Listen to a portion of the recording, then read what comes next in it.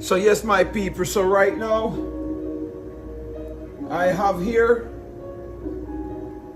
one chopped onion and I'm gonna put it inside. I have here one chopped carrot, I'm gonna put it inside. I have here one habanero and one scallion or green onion and my thyme, and I'm gonna put it inside here. And then I have here one chopped tomato. I'm gonna put it all in there.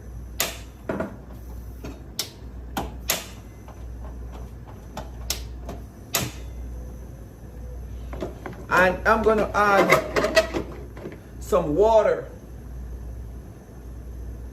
Not a lot of water. Just enough to cover the chicken.